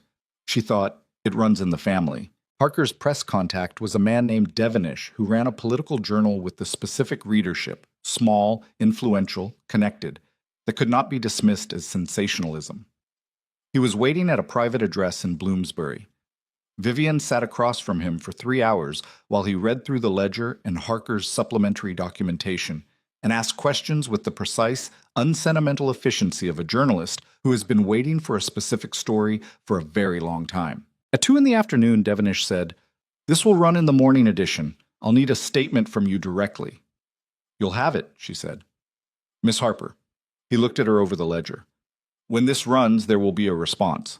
Voss has considerable resources, and the people around him have more. You understand that?" "I understand that," she said. "Write it anyway." He wrote it anyway. Chab. At 4 in the afternoon, Lucian was not at Cavendish Square. At 5, he was not at the solicitor's office. At 6, Harker arrived at Cavendish Square with the expression of a man delivering information he has triaged for minimum damage and said, "He is alive. He is not, at this moment, free." She sat down. Then she stood back up because sitting felt like the wrong body position for the information she had just received. "Tell me." He went into the Southwark address at 9 last night. He disabled 2 of Voss's men in the entrance, which Harker's operative observed. A pause. He was inside for 40 minutes. When he came out, he had 2 of Voss's men with him, not disabled, escorted. He was negotiating something. Negotiating what? We don't know precisely. The operative was positioned for observation, not audio. Harker's voice remained steady. Voss arrived at the building at 10:30. By 11, Blackthorne was inside again. He has not come out since. The clock on the mantel read 6:12. 7 hours, she said. Yes. You have an operative outside. I have 2 now. Neither has been able to make entry. The building is considerably more fortified than its exterior suggests, and any forced entry risk Voss using Lucian as leverage in the opposite direction, she said. I understand. Harker looked at her with something that might, in other circumstances, have been called respect. The press publication goes out in the morning. When it does, Voss loses the primary mechanism of his leverage over Blackthorne. There will be nothing left to suppress, nothing left to trade. At that point, holding Blackthorne becomes a liability rather than an asset. At that point, Voss may decide a liability is easier to eliminate than to release, she said. Harker was quiet. Where in Southwark, she said, must Miss Harper be? Edmund. She used his name deliberately because she had observed him respond to directness, and because she did not have time for the alternative. I am the legal heir to Robert Harper's estate. I have signed my name to a warrant today and given a press statement that will run in the morning regardless of what either of us does in the next 12 hours. I am no longer a variable that Voss can use as leverage, because the leverage has already been deployed, and it is sitting in a journalist's office in Bloomsbury. She looked at him steadily. I am, however, the only person in this situation who can walk into that building without Voss interpreting it as a threat, because I am the thing he wanted all along. Tell me where, Harker told her. The Southwark address was a warehouse that had been, in some previous iteration, a legitimate shipping concern. There was still the ghost of commercial signage on the eastern wall, letters that had once spelled out a company name and had been painted over badly enough that the shapes remained. The street around it was the specific type of quiet that large occupied buildings produce at night, not empty, but watchful. She had come alone. Harker had objected to this with considerable force, and she had pointed out, with equal force, that his presence would trigger exactly the response she was trying to avoid, and that the operative he positioned 2 streets back was sufficient for her purposes. She had the ledger with her, because she needed Voss to believe she was bringing him something worth opening the door for. She was not, in fact, bringing him the ledger. She was bringing him a copy of the ledger, Harker's reproduction, complete and accurate and worth precisely nothing now that the original was in Devonish's possession. But Voss would not know that until he was holding it, and she needed only the window that the believing provided. She knocked. The door opened on a man who was built like a structural feature of the building, and who looked at her with the flat assessment of someone for whom women arriving alone at 11 at night were a category rather than a surprise. I'm here for Voss, she said. Tell him Vivian Harper is outside with her father's ledger. The door closed. She waited. The cold came up from the Thames 2 streets away with the specific quality of river cold, damp and sustained and indifferent to everything. She was aware of her own hands. Steady. She had her mother's hands. She had been told this years ago by the only surviving aunt who had known her parents, long-fingered and steady under pressure, and she had inherited them exactly and was grateful for them now. The door opened again. The man stepped back. She went in. The interior of the building resolved from dark to dim as her eyes adjusted. High ceiling, bare stone floor, the structural remnants of what had been a loading and sorting space converted into something else, something that used the space efficiently without making it comfortable. Lamps at intervals, men at the edges who did not look at her directly, which was its own kind of surveillance. Voss was at the far end of the space. He was standing. She registered this with relief because it meant he had not yet moved to the conclusion she had been afraid he was approaching, And beside him, in a chair that had been placed with the specific deliberateness of a staging decision, was Lucien. He was conscious. He was upright. He had a cut above his left eye that had dried to a dark line, and his coat was gone, and his left hand was secured to the arm of the chair with something she couldn't see clearly from this distance, and he was looking at her with the expression that was not cold and was not controlled, and was, she understood now, with the absolute finality of a woman who has just confirmed a thing she has been avoiding confirming for 3 years, the most direct expression she had ever seen on his face. It was not the unresolved one. It was not the narrow space between allowed and shown. It was simply him, looking at her, with everything the architecture had been holding back visible in his face all at once, undisguised, because there was no longer any architecture. She looked back at him for exactly 1 second. One. And then she looked at Voss because she was here for a reason. Voss was perhaps 55, with the build of a man who had been physically significant at 30, and had converted it to something denser and less legible as he aged. He had careful eyes, the same quality as Moreau's, but less performative. Moreau enjoyed the display of knowing things. Voss simply used the information. He looked at the ledger under her arm, and then he looked at her face and he said, "You came alone." "I came for the same reason you sent the letter," she said, "to end this. The ledger. When I have him." She held Voss's eyes. "That is the exchange you proposed. The materials for his freedom." "I have the materials." Voss looked at her for a long moment with the assessing quality of a man checking a calculation. She held still under it, because the two things she had absorbed most thoroughly from 14 years in Lucien's orbit were precision costs nothing, and stillness is its own argument. "You're not what I expected," Voss said. "I rarely am," she said. Voss looked at Lucien. Lucien was looking at Vivian with the expression of a man watching someone he would have done anything to keep out of this room, walk into it anyway, and processing the simultaneous realities that this was the worst possible development and the only possible development, and that these two things were, in the end, the same thing. "The ledger first," Voss said. "Him first," she said. "I released the ledger when he's standing beside me and we're walking toward the door, not before." Voss smiled. It was not a warm smile. It was the smile of a man who is deciding whether the terms presented are ultimately less costly than the alternative, and who has just concluded that they are. He nodded to the man beside Lucien. The restraint came loose. Lucien stood, one fluid motion, no hesitation, the kind of movement that told her the chair had been more theatrical than functional. And he walked toward her, and she watched his face the whole way across the room, and his face was the open one, the unarchitectured one. And when he reached her, he was close enough that she could see the dried blood above his eye, clearly, and the precise quality of his breathing, which was controlled, which it would be, which it always was. "You should not be here," he said, very quietly. "I know," she said. "Walk." They turned toward the door together. She heard Voss's footsteps behind them. She heard him say, "The ledger, Miss Harper," with the pleasant finality of a man who has decided the transaction is complete. She stopped walking. She reached into the satchel. She produced the reproduction, complete, accurate, useless, and held it out without turning around. Voss's man took it.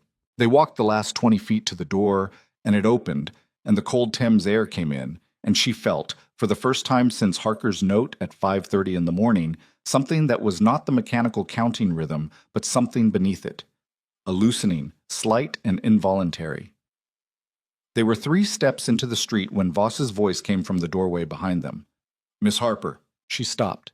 Lucien's hand came up, not quite touching her arm, the old reflex of a man who did not initiate contact, but positioned himself to intercept disaster.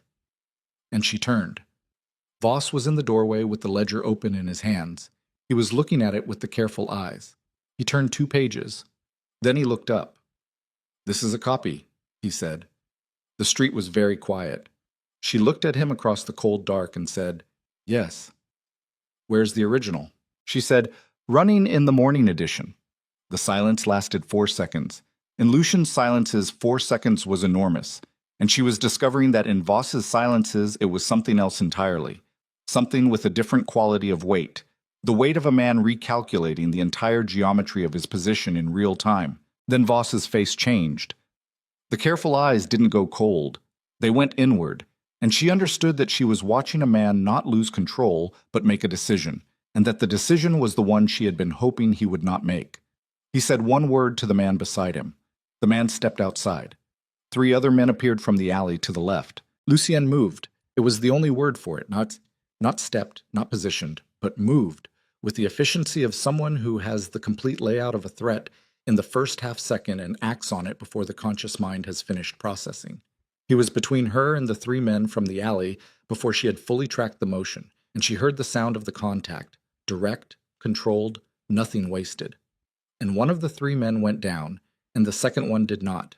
And she had approximately 1 second to make the decision that the plan, Harker 2 streets back, morning edition, the careful architecture of the legal resolution, had just encountered the variable that no architecture fully accounts for. She ran, not away. She ran toward the building's eastern side, where she had noted, on approach, that the old commercial signage indicated a secondary loading entrance, because 14 years of absorbing Lucien's operational instincts had apparently included the specific habit of identifying exits before she needed them, and she needed one now. Behind her she heard Lucien's voice, not calling her name, not instructing, but the specific quality of impact and breath that told her the second man had just discovered that a controlled man unleashed is a different proposition entirely from a cold man standing still. She hit the secondary door. It gave. Inside, the building was darker than the main space, a narrow service corridor, the kind that working buildings produce between their public-facing interiors and the functional reality behind them. She moved through it fast and found the far end and found the door, and it opened onto a different alley, and she stopped. She stopped and pressed her back to the wall and breathed, precisely, the way she had been taught, and she took stock. Harker's operative was 2 streets back. The morning edition was in Devenish's office. The original ledger was there, and it was real, and it was complete, and it was going to run in 6 hours regardless of what happened in this alley. She had done the thing she came to do. She had gotten him out of the chair. What she did not have, in this alley, in the dark, was any information about whether he was still standing. She stood with her back against the cold stone wall, and she listened to the sounds from the other side of the building, the sounds that would tell her whether the confrontation was resolving or escalating. And she thought about the expression on his face when he walked toward her across the warehouse floor. The open one. The unarchitectured one. She thought, he is not going to die in a Southwark warehouse. She thought it the way you think the things you cannot afford to be wrong about. Not with hope, but with the flat, total conviction of someone who has decided that the alternative is not an option she is willing to process. Then the door at the end of the alley, the main warehouse door, the one she had not come through, opened. A figure stepped out. The light was bad. She pressed against the wall and her heart was doing the mechanical countdown rhythm again, loud and hard, and she watched the figure move and she tracked the quality of the movement, the efficiency of it, nothing wasted, the particular signature she had been reading for 14 years, and she exhaled. He was moving fast. He had a cut on his left hand now, in addition to the one above his eye, and his shirt was torn at the shoulder, and he was scanning the alley with the focused attention of a man who is looking for a specific variable and will not stop until he finds it. He found her.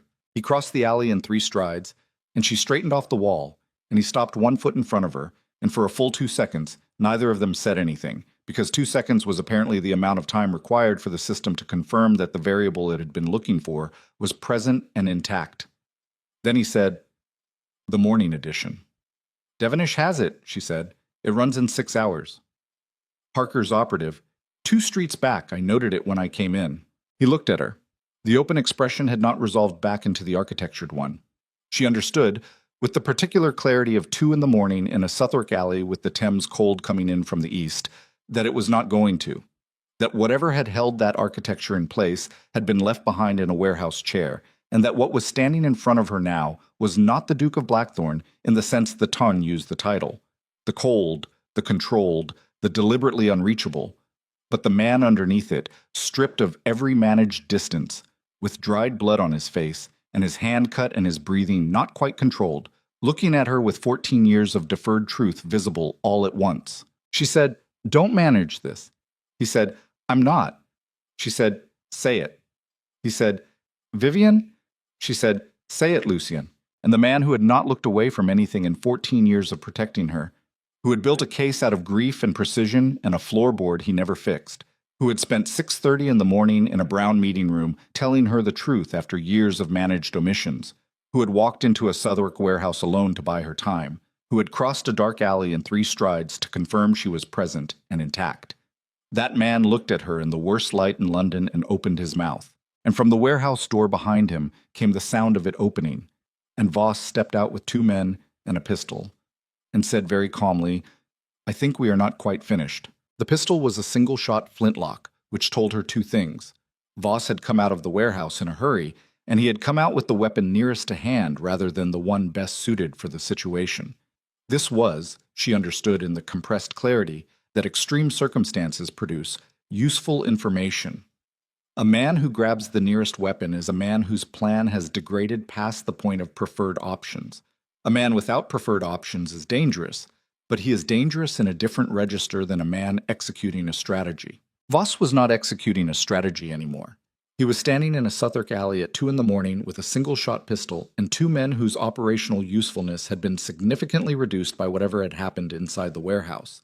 And he was looking at Lucienne with the careful eyes that were no longer quite careful. Lucienne had gone completely still. Not the strategic stillness she had spent years cataloging. Not the stillness of a man managing a room or positioning himself for a decisive intervention. This was the stillness of a man who has assessed the geometry of a situation in the first half-second and arrived at the specific calculation that there is one variable he cannot allow to be at risk, and that the way to protect that variable is to stop moving. He was standing between her and the pistol. She had not seen him move there. He had simply been somewhere else, and then he was there. And she understood it the way she understood all of his most instinctive decisions. Not announced, not performed, simply the body doing the thing the mind had already decided without bothering to consult the architecture of control. "It's done, Voss," Lucian said. His voice was entirely even. "The ledger is in print. The network's documented. Move the pistol." "The ledger is a copy," Voss said. "The one you're holding is a copy," Lucian said. "The original has been in a journalist's office since this afternoon. You were given a copy because we needed you to believe you had leverage long enough to walk out of that building. You don't have leverage. You haven't had it since 10 o'clock this morning." The careful eyes moved, not to Lucien, but past him to Vivienne, and she held the gaze because looking away felt like a concession she wasn't prepared to make. "You planned this," Voss said to her. "My father planned it," she said. "He just didn't get to finish it."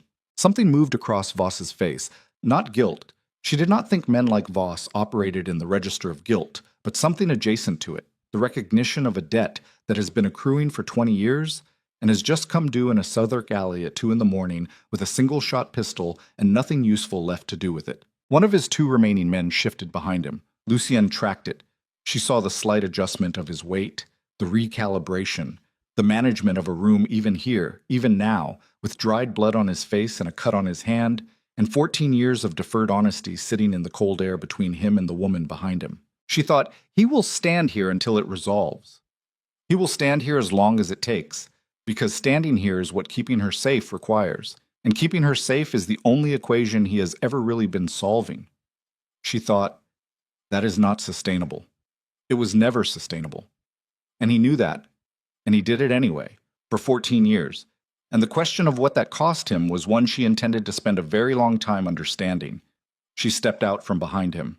He made a sound, not quite a word, just the first consonant of her name, the involuntary sound of a man whose primary variable has just moved in an unauthorized direction. And she kept walking until she was beside him, not behind him, and she looked at Voss directly and she said, "My father's name was Robert Harper. He found something that needed to be found, and you killed him for it.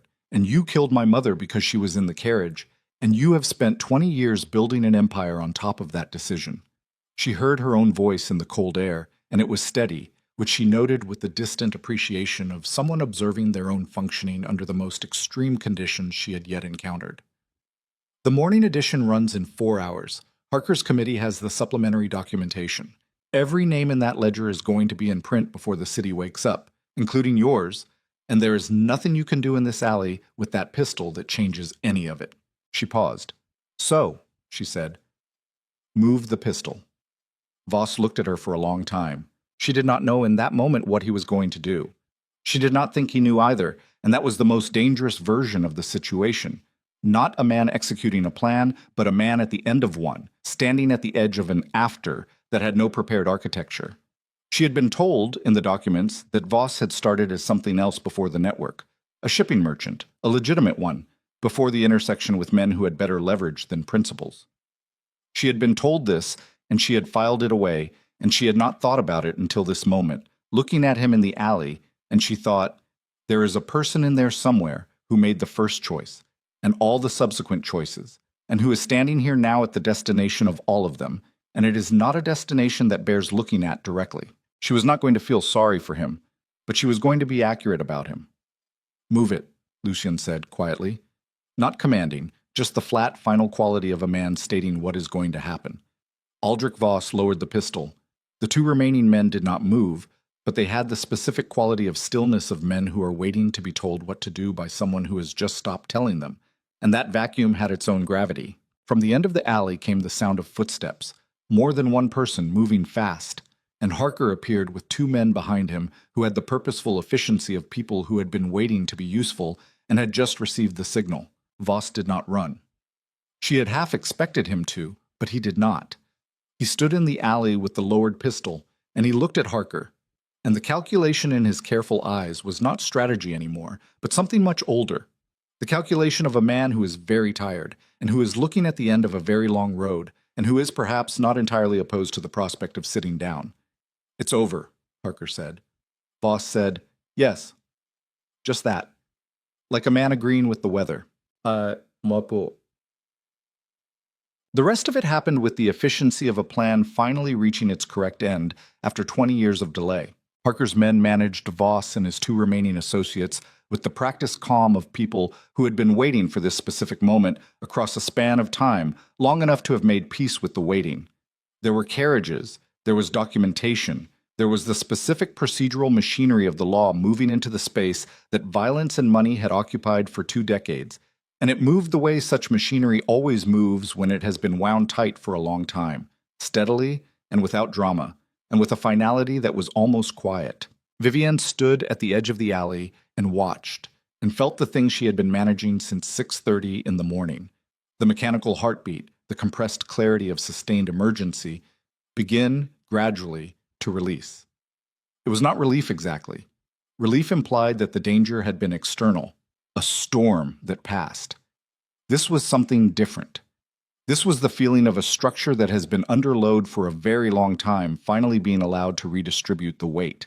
Lucienne was beside her. She was aware of him the way she was always aware of him, as a fixed orientation point, the thing around which the rest of the room organized. But it was different now. He was not managing anything. He was standing next to her with dried blood on his face and a cut on his hand and the open expression, the unarchitectured one, and he was watching Harker's people complete their work with the focused attention of a man who has been directing a long-running operation and is now experiencing, perhaps for the first time, the specific disorientation of it being finished. She looked at him. You need that looked at, she said, meaning the cut above his eye. It's superficial. I know it's superficial. It still needs to be looked at. He turned to look at her, and the expression did something she had never seen it do before. It softened, in the specific way of something that has been held at tension for so long that the release is visible. Not weakness. The opposite of weakness. The thing that comes after the performance of strength has been retired, and what's underneath is allowed to stand in its own right. Vivienne, he said. Don't, she said. Not here.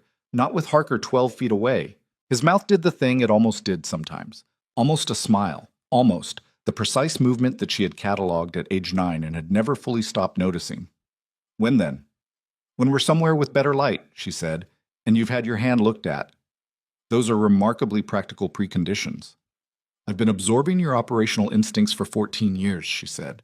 Practicality appears to be contagious. This time his mouth completed the movement.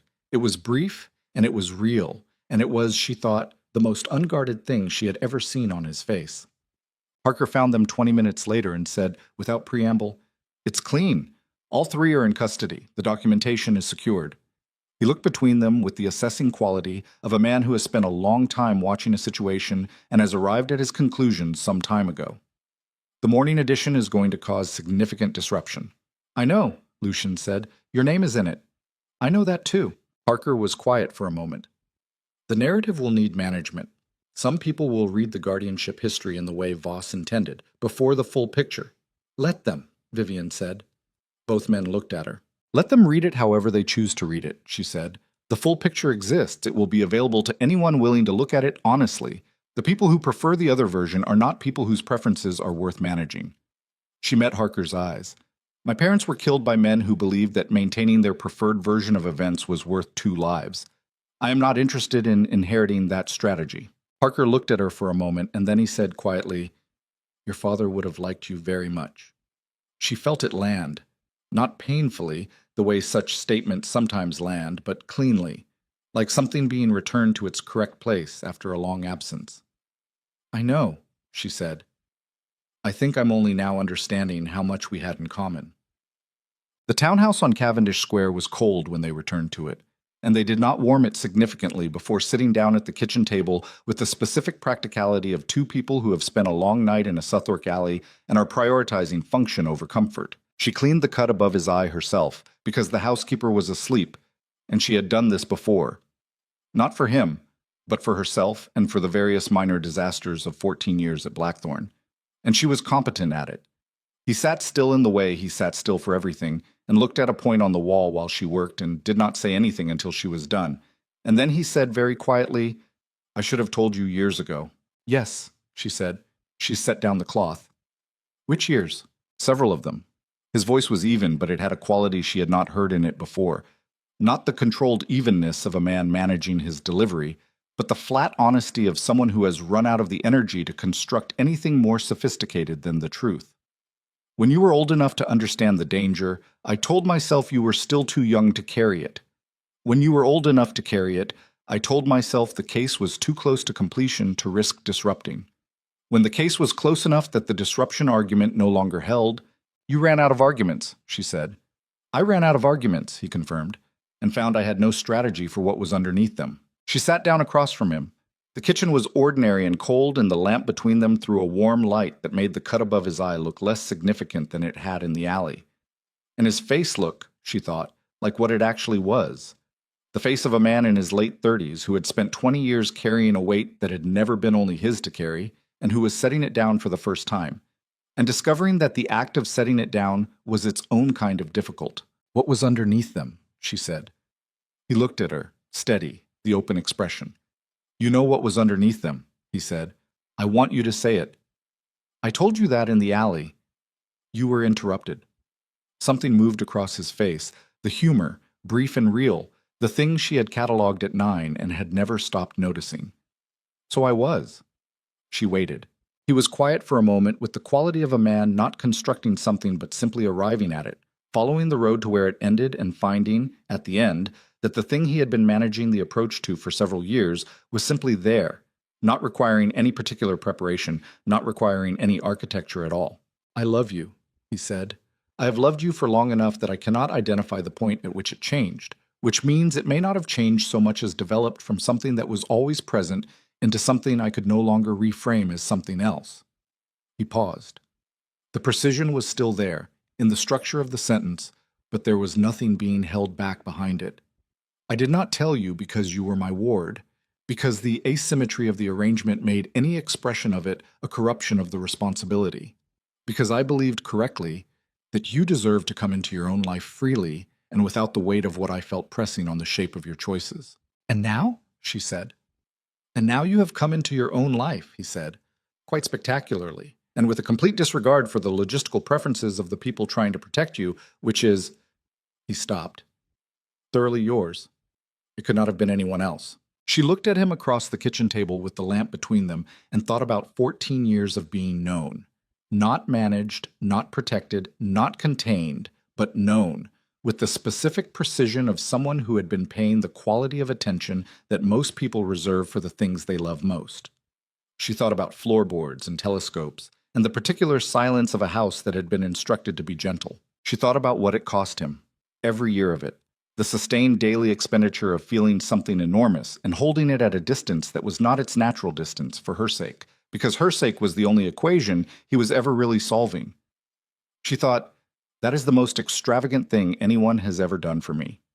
and it was done in complete silence, and I only know the full scale of it now. I need to tell you something, she said. All right. I have known what I feel for approximately 3 years, she said. I did not allow myself to name it because naming it felt like a claim I had no right to make. You were my guardian. The arrangement was what it was, and I was not going to make you responsible for navigating something you hadn't chosen. She met his eyes, which means we have both spent 3 years not saying the same thing to protect the other person from having to deal with it. He looked at her. That is, he said after a moment, an extraordinary waste of time. Yes, she said. It is. The kitchen was quiet.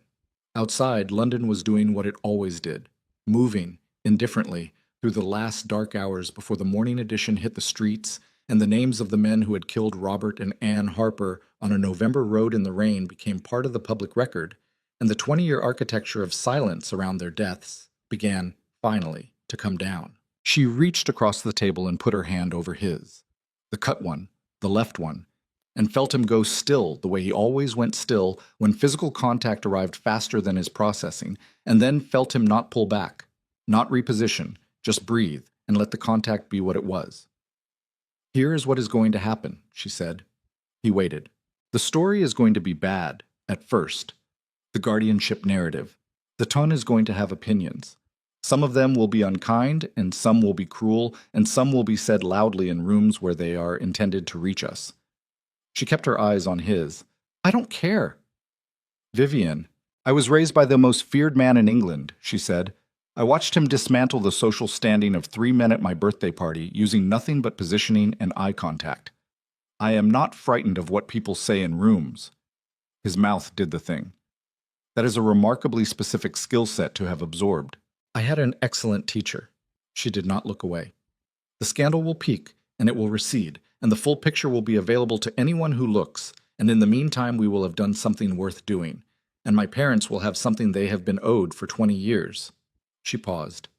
And you will stop punishing yourself for the decisions you made when you had less information than you have now. The silence was a different kind than any she had catalogued before, not strategic, not controlled, not the pause before decisive action. This was the silence of a man encountering, perhaps for the first time in a very long time, the experience of being seen clearly and not found lacking. That last part, he said quietly, may require more than an instruction. I know, she said. It will require time and honesty and probably a significant number of difficult conversations. She looked at him steadily. I have been having difficult conversations with you since I was 7 years old. I find I have developed a tolerance for them. He turned his hand under hers. Not a calculated gesture, just the movement of someone who has stopped calculating. I'm sorry, he said. Not the managed apology of a man maintaining a position, but the plain statement of someone who has arrived, after a long road, at the specific understanding that the only honest response to having failed a person is to say so directly. For the years I kept from you, for the decisions I made from the conviction that I knew better, for treating your safety as a variable I could solve for alone. I know, she said. I forgive you. Not the performed kind, the actual kind. Because I understand why, and understanding why doesn't erase the cost, but it changes what the cost means. He looked at her with the open expression, and she thought, this is what he looks like when there is nothing between the person and the face. When all the architecture is down and what remains is just the man, which turns out to be, when seen clearly, more than enough. I'm going to need to learn, he said, how to live differently than I have been living. Yes, she said, we both are. That is a significant undertaking. It is, she agreed. I suggest we start with breakfast, since neither of us has eaten since yesterday, and then address the larger structural questions once the morning edition has run and we know the full shape of the terrain. His mouth completed the movement entirely this time. Not a near smile, not the catalogued almost, but the full version, real and unguarded, the face of Lucian Ashcombe with nothing held back. And she thought, there it is. There is the thing that was always underneath, and it was worth every year of waiting to see it clearly. Breakfast, he said, is an acceptable starting point. The morning edition ran at 6 o'clock. By 8, the names of 7 men connected to the deaths of Robert and Ann Harper were circulating through every significant drawing room in London. By 10, two of the seven had retained solicitors and were in the process of discovering that the documentation against them was comprehensive enough to make retention insufficient. By noon, Edmund Harker's parliamentary committee had convened an emergency session and Aldrich Voss had been formally charged. Vivienne read the coverage at the kitchen table at Cavendish Square with a cup of tea that Lucenay Yen had made. He had made it with the same precision he applied to everything. And it was, she noted, exactly the correct temperature. And she read her father's name in print and her mother's name beside it, and the word murdered where the word accident had been for 20 years. And she felt the thing she had been waiting to feel since she was 7 years old standing in the rain. Not closure, which had always seemed too clean a word for something this jagged, but the particular quality of a debt being acknowledged. Of a silence, finally, being broken by the truth that had always lived inside it. Lucien sat across from her and read his own copy and said nothing, which was not the managed silence but the genuine kind, the kind that comes when words are not the right instrument. After a while she said, "My father would have been glad it was you." He looked up. "That it was you who finished it," she said. "He would have been glad." Lucien looked at her across the table in the morning light, and for a moment he was entirely still with the weight of that.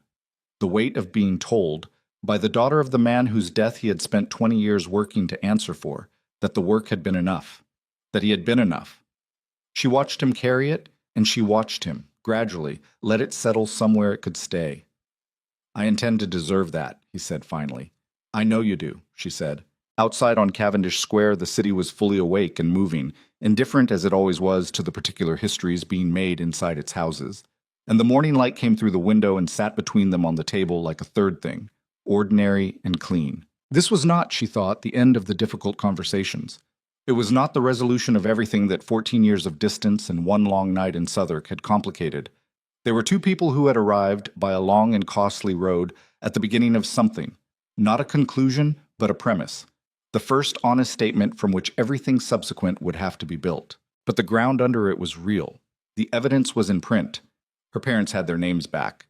And the man across the table from her, who had spent 20 years being the coldest thing in every room he entered because cold was the tool that the work required, was sitting in ordinary morning light with a cut on his hand and the open expression, and he was looking at her the way he had always looked at her when the architecture was down, with the complete undisguised attention of someone who has organized the better part of his life around a single sustained fact, and who has finally, after everything, been allowed to say so. She thought about what Blackthorn Manor would be now.